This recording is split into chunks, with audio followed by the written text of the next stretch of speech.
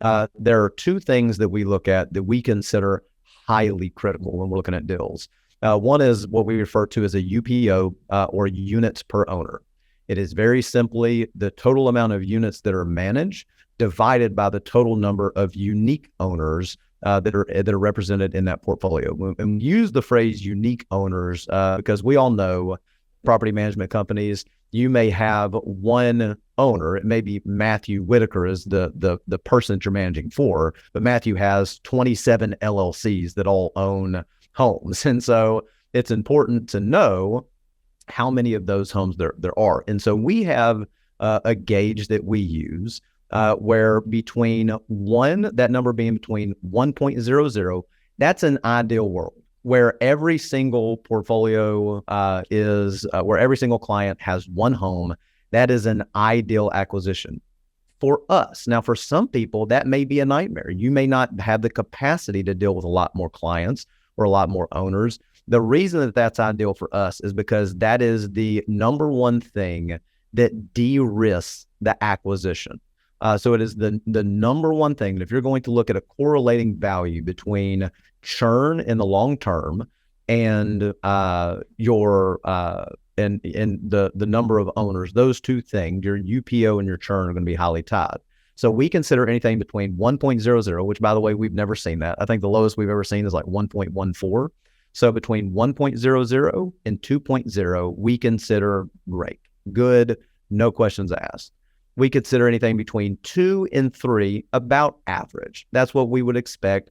No alarm bells, no real concern. The higher it goes into, the more questions we're going to have, but no real concern. Anything over 3.0 is automatically going to raise a red flag. Now, it doesn't mean that we're not going to do the deal. And we've done plenty of deals that have been over 3 in terms of a UPO. But that means that for every owner that you lose, you're losing 3 properties. The average property management company, if you're looking at 150 unit management company, 3 units is a chunk of the deal. That's 2% of the deal, right? So you're going to lose 2% for every owner that churns. That's a big deal. Now, if that number's 1, then it's obviously a much different story. So we look at that. That's a very, very big factor as we look at these. The next is the largest owner percentage. We all know that in these portfolios, there is usually somebody that is going to be an instrumental client to in the portfolio. It's a much bigger deal in companies that have less than 300 units. It's much less of an issue in larger companies that are 500, 800, 1,000 units. And the reason that is because if you have a large owner in a small company, most of the time it's going to make up a much more significant amount of the revenue and much more significant amount of the units than in a larger company. Usually, as you get to a larger company, the idea of being a boutique firm where you're really holding hands all the way through it, and you're dispatching an employee to go to that person's, grandson's bar mitzvah or whatever that may be, goes down a lot. And so the risk of that owner being very, very tied to that client goes down. But the largest owner percentage, when we look at it in terms of a risk scale, we look at it on a 0 to 5%, meaning on a 100 unit acquisition, if your largest owner owns 5 units or less, we consider that good. Anything between 5 and 10, the largest owner anywhere being from 5 to 10 units in a 100 unit acquisition, we consider about average or okay or acceptable. If the largest owner owns more than 10, let's say, for instance, they own 25, well, that is naturally a huge red flag for an acquirer that's looking at that acquisition, because if they bolt, then you have now just lost 25% of the value or 25% of the units in that acquisition. And that's a really big deal and something that you want to steer clear of. Last couple of things that are things that we pay attention to where we're moving these levers. And keep in mind, all of these things we're talking about, you might start with a baseline of saying, okay, I'm going to come in based on the financials and based on what our return on investment is going to be in this deal at 1.25 times revenue. We're going to hold it at 1.25 times. And as we start walking through these different issues, the levers are either kind of moving up or they're moving down, depending on the outcome. Another thing that we want to look at is occupancy. So occupancy is important because a lot of times what you have a fear of doing is onboarding what we consider DOA units. You don't want dead on arrival units. That is not a good thing. If you're purchasing 10 units, you want to know that those 10 units are occupied and they're generating revenue. A lot of the times, depends on the company that you're looking at. A lot of times, vacant units are not going to be generating revenue. So you want the units that you're going to be acquiring to be generating revenue already.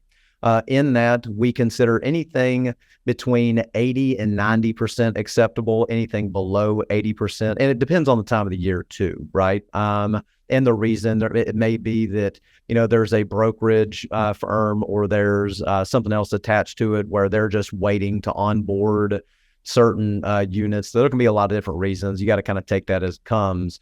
Anything over 90% occupied is green flag, no concerns, nothing to think about. Anything between 80 and 90%, you want to ask why it would be, 10 to 20% vacant, but there's usually a good logical reason behind it. Anything less than 80% is a red flag. Hey, we got to dig deep. We got to understand why this is what it is before we move forward, because we don't want to buy a significant chunk of DOA units. Years in business, big deal, big deal. It is what you're doing when you buy these businesses is you're not just buying doors. You're not just buying management agreements. You're not just buying units and revenue.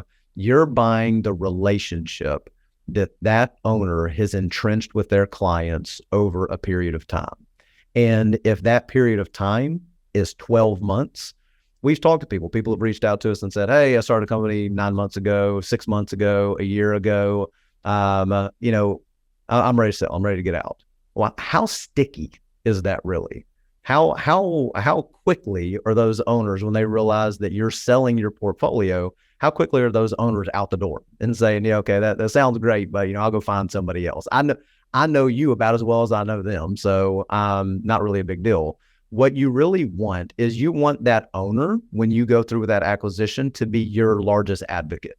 You want that person saying, hey, not only did I choose to sell, but I chose to sell to Evernest because.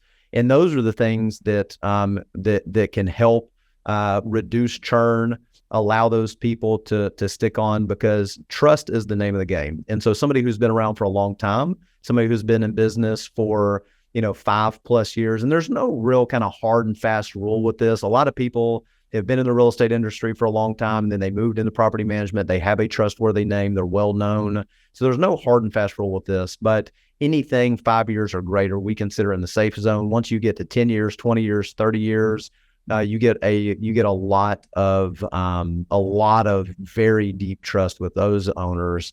And something really important. I know Matthew, as we've gone through acquisitions over the years, just knowing and being able to trust the seller individually, not just even necessarily they've been around a long time, but just being able to trust the seller is a big deal.